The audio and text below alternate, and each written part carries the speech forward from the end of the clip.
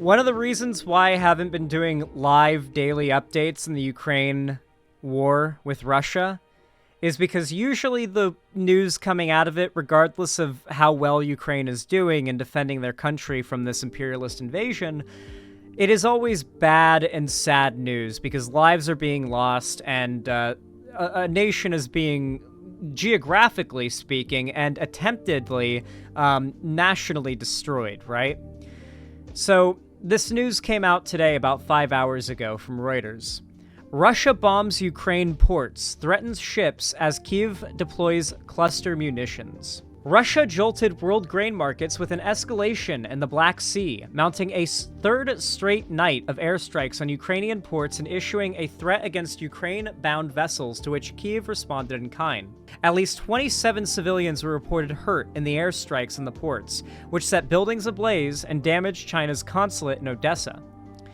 The United States said Russia's warning to ships indicated Moscow might attack vessels at sea following Moscow's withdrawal on Monday from a UN-brokered deal to let Ukraine export grain. The signal that Russia was willing to use force to reimpose its blockade on one of the world's biggest exporters set global prices soaring. Moscow says it will not participate in the year-old grain deal without better terms for its own food and fertilizer sales. The UN Security Council will meet on Friday over the humanitarian consequences of Russia's withdrawal, said Britain's UN mission. The UN Secretary-General Antonio Guterres strongly condemned the Russian attacks on Ukraine's Black Sea ports and warned the destruction of civilian infrastructure may constitute a violation of international humanitarian law. Whoa! Wait, really? This might be Russia committing another war crime?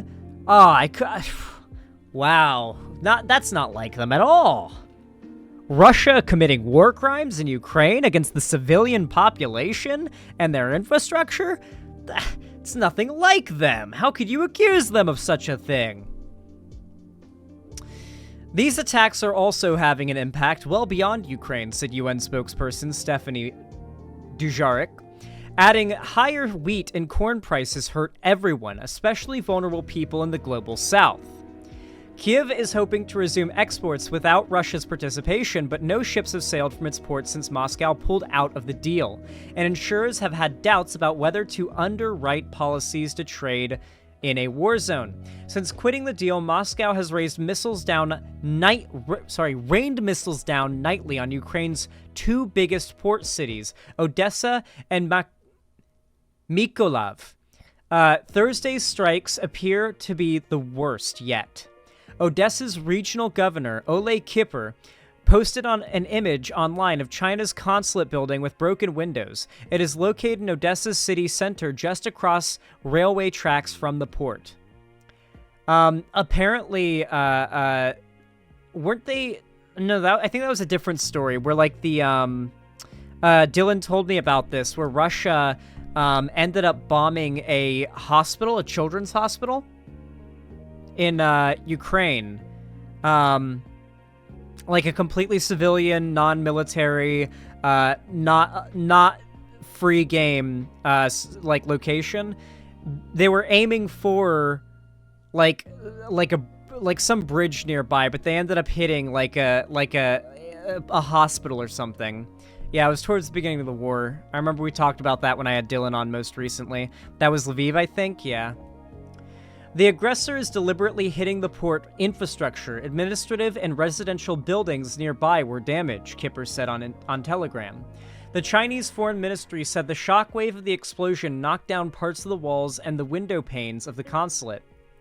In Mykolaiv, firefighters battled a huge blaze at a pink stucco residential building blasted into a ruin. Several other residential buildings were also damaged. Moscow has described the port attacks as revenge for a Ukrainian strike on Russia's bridge to Crimea on Monday.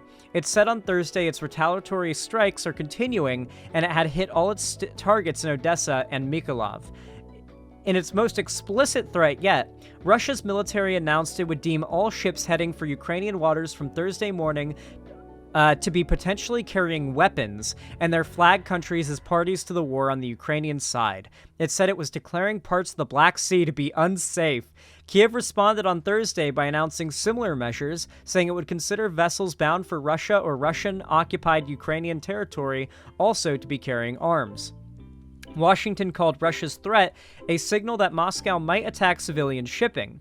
Russia's ambassador to Ukraine, Anatoly Antonov, said his country was not preparing to do so. I'll leave it up to you guys whether or not you believe him. The Black Sea escalation comes as Kiev reports a new attempt by Russia to return to the offensive in the northeast of Ukraine, where it says Moscow has amassed 100,000 troops and hundreds of tanks.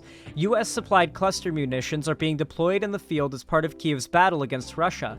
White House National Security spokesperson John Kirby said, "We have gotten some initial feedback from the Ukrainians, and they're using them quite effectively," Kirby said at a news briefing. He added the cluster munitions are having an impact on Russian defensive formations and maneuvering. Ukraine has pledged to use the cluster bombs only to dislodge concentrations of Russian enemy soldiers. Many countries have planned or banned the munitions, which contain scores of small bomblets that rain shrapnel over an area as a potential danger to civilians. This is literally only designed to hurt civilians. All of their attacks have been designed to hurt civilians. Russia thinks they can strong-arm the governing body of Ukraine into surrender by just mutilating and murdering the civilian population. But the truth is, the people of Ukraine don't want to surrender. And they're not gonna surrender. So it's just going to be a pointless slaughter. And that's the thing that I think a lot of the, I hate to say it, well-meaning Russia stans don't realize, is that if Ukraine doesn't win, this is just going to be a slaughter. There's not going to be any liberation. There's not going to be any, like, denazification. It's just going to be a slaughter of civilians. That's all it's going to be. Basically just an ethnic cleansing. It's just going to end up being a genocide. Since last month, Ukrainian forces have been on the march in the east and the south, recapturing small amounts of territory in their first big counteroffensive since last year. But the going has been slow, and they are yet to take on Russia's main defensive lines. The Black Sea escalation pushed U.S. wheat futures up on Thursday, after they jumped 8.5% on Wednesday, their fastest single-day rise since the initial days of Russia's invasion in February last year. Major grain importers in the Middle East and North Africa have reacted calmly, however, to the end of the safe shipping corridor, European commodity traders said, and there was no panic buying. At least the outcome hasn't hit as hard as people expected, but expect bread and other grain products to see a bit of an increase in price.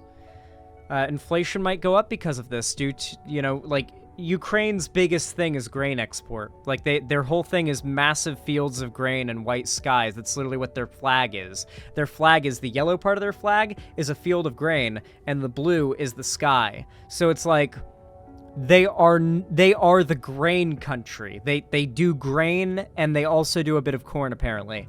But, like, this is going to have an impact in the world economy in regards to grain. Like, bread, cake, anything involving, like think about how much shit goes into grain. I mean, we watched, I assume we've all watched the Last of Us HBO show? If all the grain on Earth was infected with the cordyceps fungus, the world would fall in a day. That is how much grain we consume. Cereal, my whey protein shakes have grain in them because it's derived from grain. No, it's not derived from grain. What am I talking about? Is it? No, it's not. I'm retarded. It's derived from milk. But there's some wheat proteins you can get as well. Bread, obviously. Cake, because you use flour in cake. Cookies. Oh my god.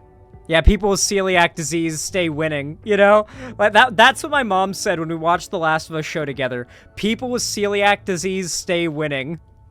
She didn't say stay winning, but she said, I'd be fine, I have celiac disease. She doesn't actually have celiac disease, it turns out, but she thought she did. Turned out it was the HHT, which fucks with your digestion. I most likely have it too, but I don't really have any problems with bread or anything, so I don't know why she would have thought it was like a wheat thing, but, Anyway, this is going to have an impact on the world economy, and of course, this is also going to have an impact on the world stage in regards to Russia's perception. You see, right now, Russia is reeling from an attempted coup. Prigozhin, the guy who is basically seen as like a hero of the Russian war effort against Ukraine, has now made his whole thing rebelling against Putin and exposing the fact that this war is based on entirely false premises. So, due to the fact that Putin had to withdraw a ton of his troops from the border to bring them into Moscow to prevent Prigozhin's militia force from taking the city and to stop them, they are just now finally mobilizing everything back on the Ukrainian border and getting the war back, swinging again on the Russian side of things. So it's important to keep an eye on these things because the fighting is about to escalate again quite significantly. So, expect more updates in the future and stay tuned.